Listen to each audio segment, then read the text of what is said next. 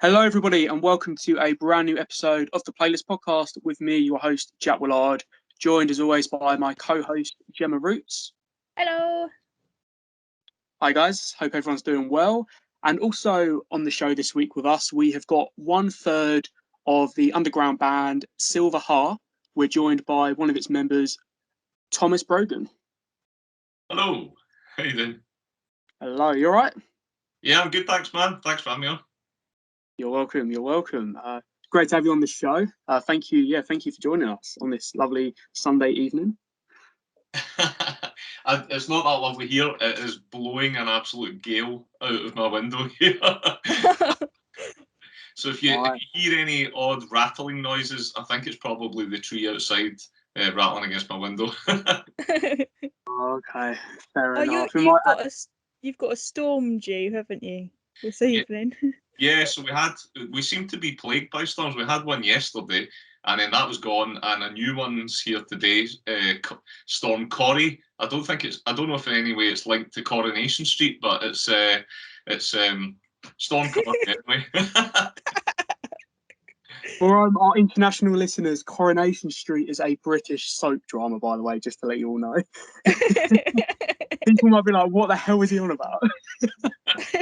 See, to be honest, your international listeners probably won't know a word I'm saying because I've got with a Scottish accent. I get that all the time.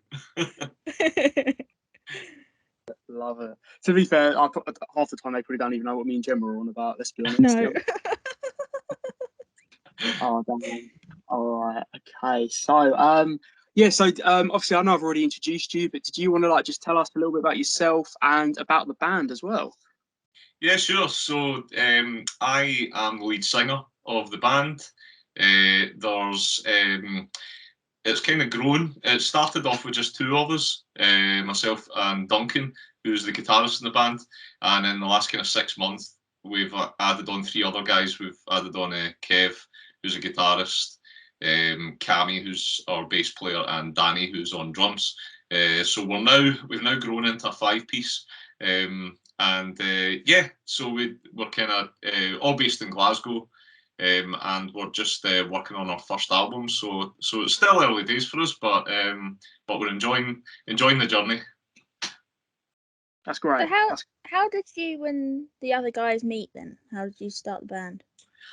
Oh, do you know, Gemma, we've known each other for a very long time. So myself and Duncan actually met in secondary school when we were teenagers, and we've just been friends ever since. And I went into a career in music as a teacher.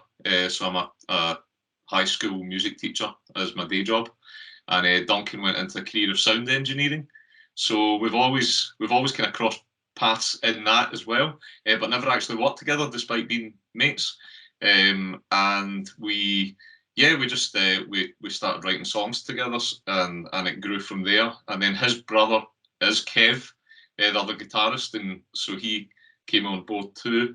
And once there was the three of us, we were looking for a bass player and a drummer who were not just good at their instruments, but that we actually might want to spend time with, which is not always the case, with musicians.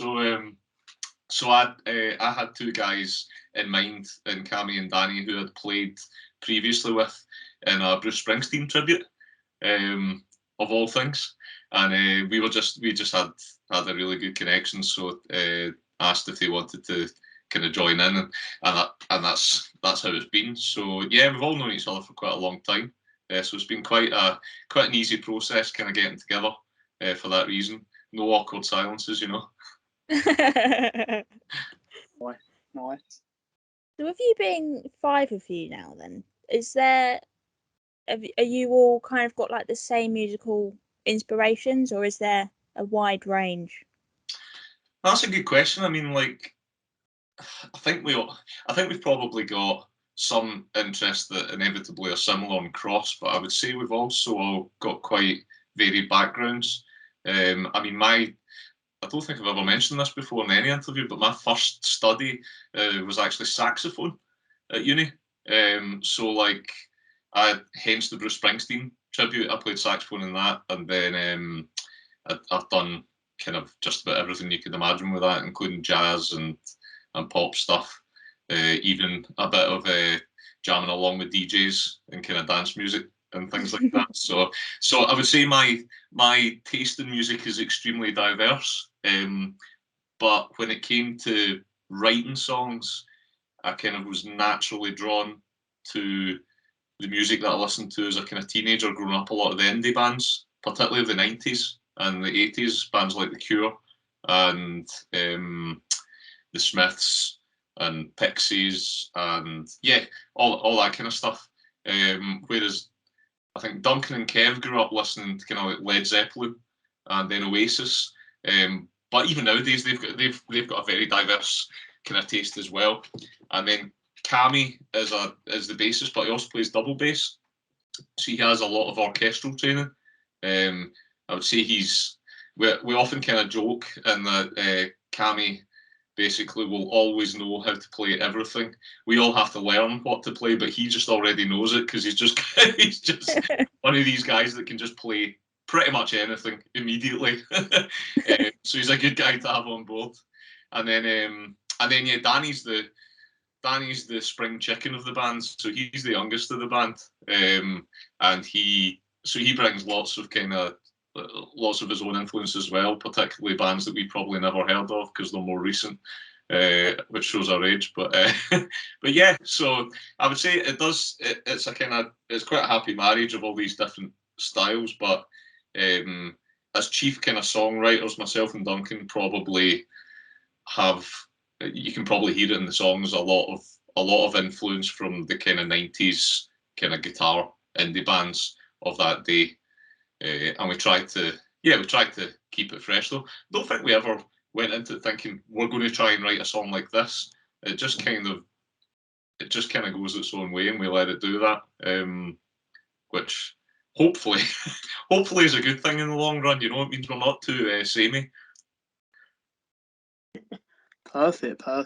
It's good to have a mixed style, I think, definitely. Yeah, for sure. 100%. So you said earlier about that you guys are currently working on your debut album. Can you tell us anything about that at all? Like, what can we expect? Yeah, so that, I mean, it's something we've been working on for the last kind of couple of months, and as with a lot of bands at the moment, there's been a lot of delays due to the climate that we're in. You know, poor Danny got COVID at Christmas, and we literally booked in his drum recording studio time for that week. So that was completely scrapped. So we got him booked in again in February. But yeah, so what can you expect? Well, I would say there's been a lot of quite heated discussions about this. We've got a lot of songs, and we were saying, like, do we just put new material on, considering we're only like 6 months old? That doesn't seem, you know, like there'll be a lot of new material, but we're kind of constantly writing songs, and what we kind of decided recently is that we're going to make it be kind of a pretty massive album. In the olden days, it would have been a double album, I think. Well, but now it all gets streamed, so that doesn't really exist. But yeah, there's going to be a lot of tracks on it. I think our plan is to just put out pretty much everything we've got so far, because we're aware that a lot of people who listen to the album will not have heard anything of ours before. So why not kind of do those songs justice and put them all out there? But yeah, I mean, I would say there's a lot of variety in the album. There's a couple of quite kind of heartfelt, slower songs. Kind of, I don't want to use the word ballad, but you know, it's erring on that, and it's kind of acoustic and quite stripped back. And then there's some songs that are quite huge with like you know, strings on them and got that kind of full symphonic kind of soundscape. And then there's some songs that are just really quite raw and rocky, and yeah, that's the, you know, so there's a lot going on, and I think all the lyrics to date have been quite personal, and I'm finding it hard not to write lyrics that are personal. So I have a feeling that it could be quite a heartfelt album in the end. I think there's a lot of journeys that have came to this point. So I'm really looking forward to just getting it out there. And the feedback we got from our EP was pretty overwhelming. So hopefully we can kind of do that EP justice and carry on in the same way. You know, get the same reception. That's what we're hoping for anyway. Fantastic. Yeah, your debut EP, Lights Out, that was nominated for EP of the Year last year by the Weekender magazine, wasn't it? Yeah, man. I have no idea how that happened. I genuinely have no idea. We were, I mean, we were basically sitting. I think it must have been November. We found out or something like that, and just randomly went onto Twitter and it popped up nomination for EP of the Year, and our name was there, and I was like, how do they even know who we are? Like, I don't think my sister even knows that I'm in a band. Do you know what I mean? Like, so, nah, that was, I mean, honestly, when we started out, it was basically, I wrote a bunch of songs in the first lockdown on my own in this room, just basically to pass the time because I was having to do a lot of work and teaching from home. And as we all were, we were kind of stuck indoors looking for things to do. And I thought, well, I could tear into another box set, or I could try writing a couple of tunes. And so I went for the latter and sent Duncan a couple of them to have a listen to because he was interested, and it just grew from there. So from literally writing songs in this room to like meeting up with Duncan in his shed on a summer's night, that EP just kind of grew, and we just put it out there because we thought, well, why not? We might as well release it and see what people think. So to then get a nomination was absolutely mental. Really, to be honest, we were totally blown away by it, and particularly when we saw the names that we were kind of nominated alongside, a few names of people who we had followed and been listening to ourselves. Lizzie Reed, for one, has just been incredible in the last couple of years. So yeah, it was a proper honour to have been thought of in the same breath as a lot of those people. So yeah, we were really chuffed. That's incredible. That really is. So what's your writing process like then? Do you each go away and write your own songs and then come back and then let everybody else give their opinions, or is it like a group project? I think the process for writing in this band is different from any other band I've ever been in, and it's just been, again, it's down to what I was saying, down to the circumstance. Like, I would say a fair bunch of the songs were initially written by me, just on my own in this room, and just kind of developing them. And then Duncan has came on board with each of them and added his part to it. And then we've taken the kind of completed songs to the band and worked on them together and created that kind of everyone's created their own parts from there. But I think that's just, as I say, that's just down to circumstance. I think in the long run, what we'd really like is for it to be much more like the latter of what you said. I think it's nice when everybody brings their own part to a song and has their own influence on it, because it, creates something much more unique. Yeah. And also, I guess, even in a broader sense, it kind of gives everybody a real sense of ownership of that song as well. So that's definitely what we're now that we've got a wee bit more flexibility to meet up and look at these things. That's what's happening with all the new songs. So again, I'm hoping that the album kind of reflects that more than the EP did, because the EP was very much just me and Duncan in a shed trying to write music, and that was basically what came from it. I still got a nomination, so you definitely did something right. Totally, I can't. That's what I'm saying. I can't believe it. Love it. So your latest single, Mountains. What can you tell us about that? Like, what was it like creating that track? So that, my goodness, it sounds like I'm a broken record, but that again was such a new process, because so that song is a collaboration with a guy called Joe Adamar, who is a kind of, he's everything. He's a songwriter, a producer, a musician, just an absolute gem of a guy, and such a creative inspiration. He's you know, as I've got to know him better and better and worked with him, my kind of respect goes up and up for him. He basically, to go back to the start, he got in touch with me because he was producing the Mind Aid charity single just before Christmas, which was a collaboration with, I think it was 19 different indie bands got together to do this, to raise money for Scott Hutchison charity Tiny Changes, the lead singer of Frightened Rabbit.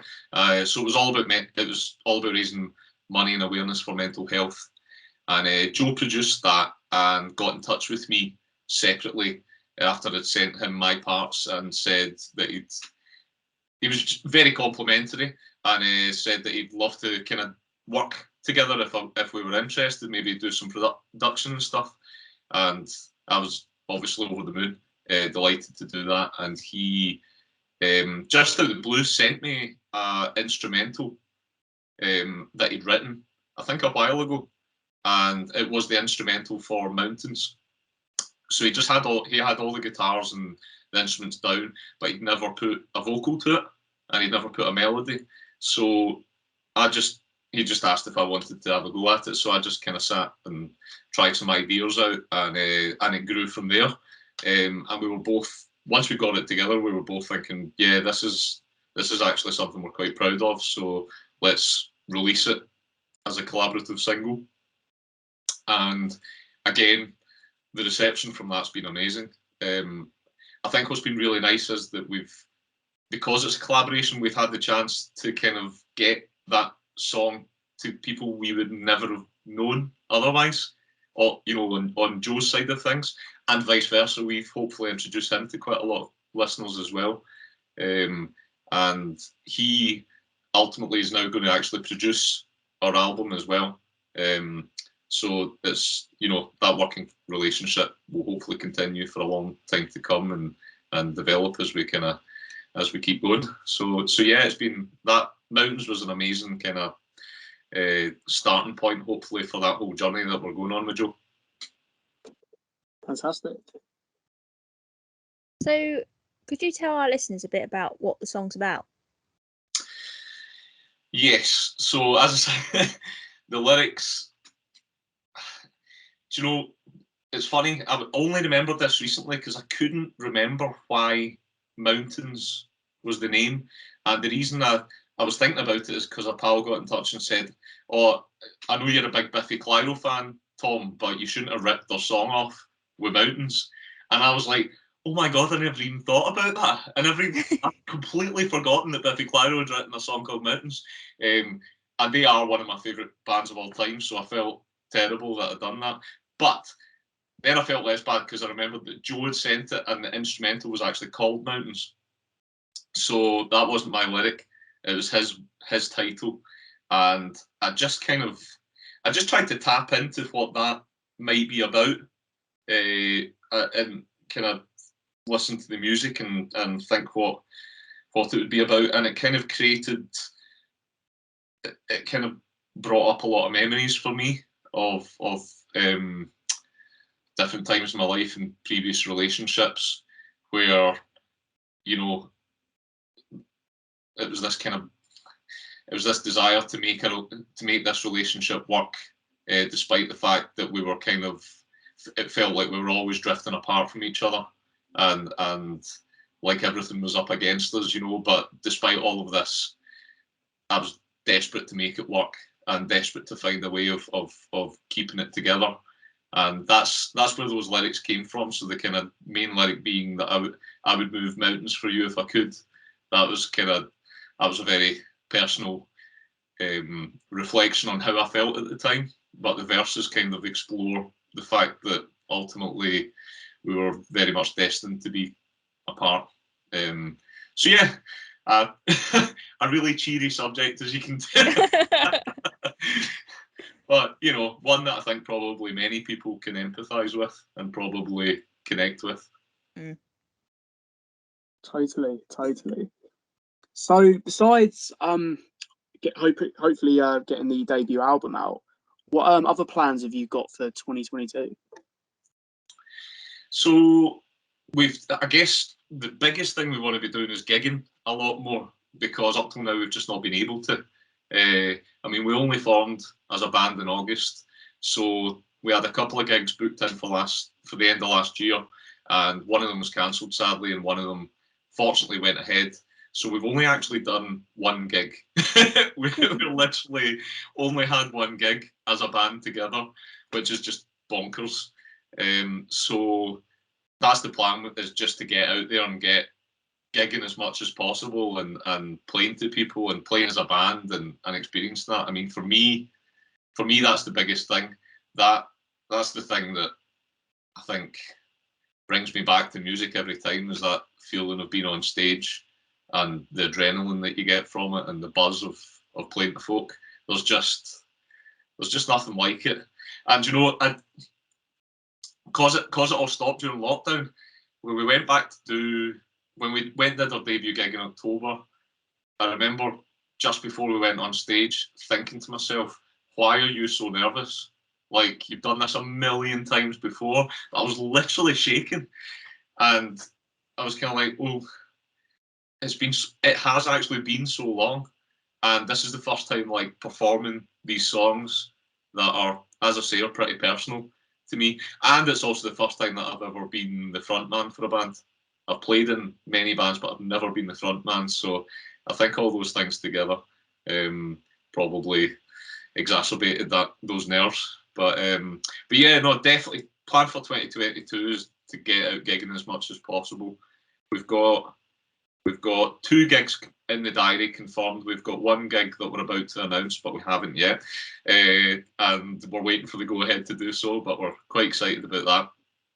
And hopefully a bunch more after that as well. Just, I don't know. I think I'm hoping now that live music can return, people feel comfortable getting back to gigs, you know, and safe to do so.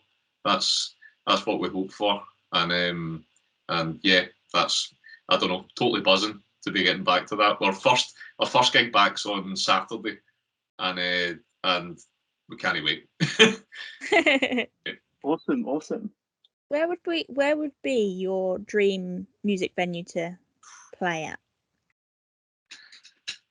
Oh, where would be my dream? I've got a few. Definitely got a few. I would absolutely love to play Glastonbury. That would be yes, an all-time dream. I watched back, I think it was last summer, I watched back Radiohead when they headlined Glastonbury a couple of years back, the most recent one, and that was just an unbelievable atmosphere and an unbelievable show. So yeah, I'd love to get a shot at that one day. But even more close to home, I mean, there's venues I have played in the past, but not with this band, like King Tut's in Glasgow, which is just an iconic venue. We'd love to go and play there. And then also a place I've never played, but I'd love to, is the Cavern Club in Liverpool. As a massive Beatles fan, I think that would be a proper dream come true. I actually saw on Twitter the other day somebody was saying, "Oh, on my way to see, I think it's a band called the Heavy North, who are a brilliant band that we found out through Twitter, and they were playing the Cavern Club," and I was like, so jealous. What I would give to be playing the Cavern Club the other night. That would have been amazing. So yeah, I mean, those are definitely 3, probably up there in my top 3 anyway, places. Yeah. Good choices. It's a good mix there actually as well, which is what I like about it. Yeah, I mean, so I think a lot of people want to play like massive stadiums, but sometimes the intimate gigs are the best, because you feel like you're right there with everybody, and you're it makes it slightly more nerve-wracking, I think, because you can literally see every face that you're looking at.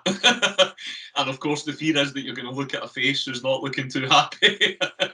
So, you know, but I don't know, you get that connection with everyone who's there, and you can, and once you've finished you can get a pint and go and chat with people, and there's, you know, I don't know, I love that. I think there's something really nice about that. So yeah, while I say Glastonbury #1, I also would definitely love to play some of these smaller venues too.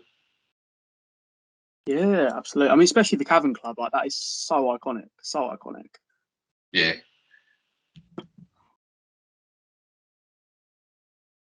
Go on, you go, Jack.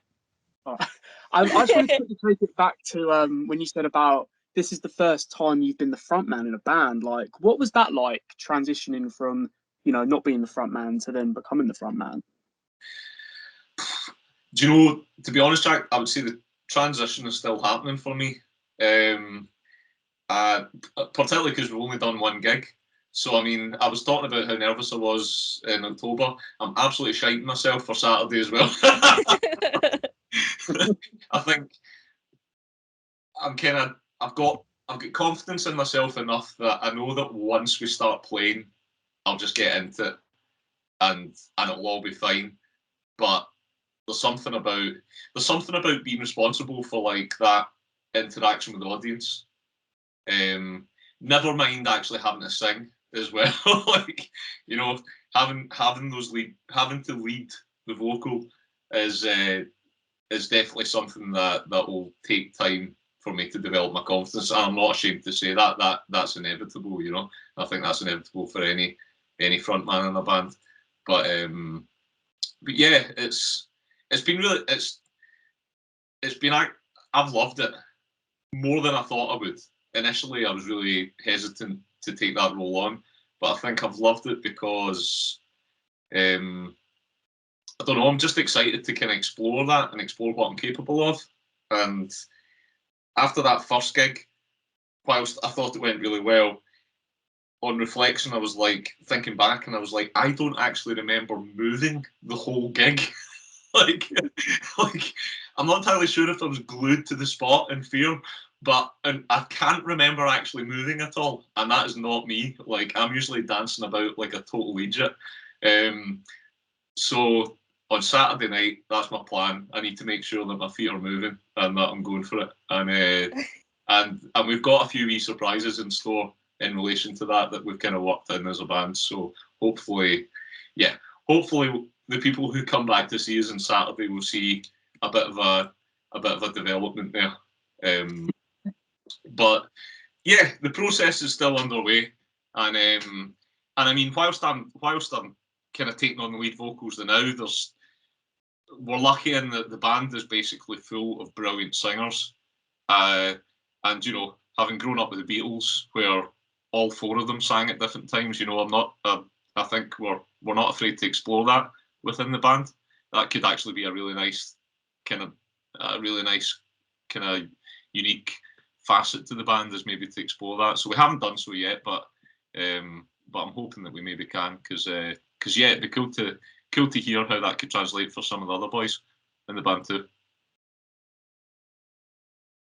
So you going from being a member of other bands and now a lead singer, what advice would you give to musicians just starting out? I think, what advice would I give? So some of the advice I would give is probably going to sound extremely cliched, but as cliched as it is, I think it's, for me, it's really important. So simple things like actually staying true to yourself and what your kind of values are in the music. Like, when I first started out in bands, we had a thought that we had to write music in a certain style, or to please a certain audience, or to sound a certain way, or fit in a certain scene. And from those experiences, you can become quite detached from what you initially set out to do. Yeah. And so with this band, I think because I've got such a heavy involvement in the writing of the music, I'm really keen to do that, to kind of stay true to what I like and what and the bands that I like and the sounds that I like, and just letting it go where it goes, rather than in the back of my mind thinking, oh, I need to make sure that it pleases that person or that person or whatever. So yeah, I think when you do that, hopefully it will come across a lot more genuine, and I think people will connect with it probably better as well as a result. So that would be one of the first things I would say. The other thing I would say is like not to be too possessive over your ideas, is to like be willing to just kind of, if something's not working, just to say, do you know what, that's fine, it's okay, that doesn't work, let's leave it and move on to something else. Because that's something I really struggled with in previous bands, was like, I had this idea and I was like, this is the best idea I've ever had, we must make this work. Whatever happens, this idea is going to happen. And I found that really hard to relinquish, but actually, you know, sometimes it's fine to just be like, do you know what, that's all right, that ain't going to work, let's move on, let's not be too worried about that. And sorry, the other thing actually that kind of links to that, which I was going to say, is like not to take criticism to heart too much, not to be too affected by it, because I think it's a really hard scene to be involved with, because everybody has their own view on every style of music, and it's just inevitable that your music isn't going to appeal to absolutely everybody. You know, nobody does. I'm the biggest Prince fan in the world. Like, Prince is one of my absolute heroes. But at the same time, I mention the word Prince to some people and they look at me with utter disgust. It's like, this guy's like one of the biggest selling artists of all time. So, you know, you can't appeal to everybody. And I think just try not to take that too personally. And that's what I mean by being true to yourself. Don't think, oh, God, that person thought that song was dreadful or really didn't connect with it. Oh, I need to think about how I can change it to get them. It's like, it's okay if it doesn't catch absolutely everyone, you know. That's an inevitable part of it, and that can be really tough. I think that can be really hard to get that kind of feedback sometimes. And I'm not saying that I don't find that hard, you know. It still cuts sometimes when you're like, you put your heart and soul into something. Yeah. You're like batted straight back at you. But, you know, just try and try and keep the chin up, and don't fester in that too much. As long as you enjoy doing it, that's the main thing. Don't worry about what anyone else says, as long as you enjoy it. Yeah, exactly. I mean, yeah, 100%. That's what it's all about, isn't it? Yeah. That's what it's all about, and that translates on stage, of course. If you're standing on stage looking utterly miserable, then the crowd are probably going to look utterly miserable as well, you know. But if you're standing on stage and having the best time, you know, I think that's going to connect with a lot of people in the audience, because we're all there for the same reason, to have a good time, you know. Yeah. Very true. Very true. Well, it's been really great chatting to you, Thomas. Really, really great. You too, Jack. Thank you. Best of luck for Saturday. Really best of luck. Thank you, mate. Sure, you'll smash it. Fingers crossed. Oh, it'll be great. So obviously, you guys, the bands are available on like Spotify and everything else. So yeah, make sure, guys, you go check them out, 100%. And yeah, definitely go and listen to their EP as well. Definitely. Yeah. But no, looking forward to hearing more material in the future, and best of luck with the debut album. Thanks a lot, Jack. Cheers. No worries. You got anything else, Gemma, or? No, I've done all my questions. Thank you for coming on. Thank you, Gemma. Cheers. Awesome. All right, then, guys. Well, thank you for listening to this week's episode of the Players Podcast. Take care, and we will see you next time. Goodbye. Bye.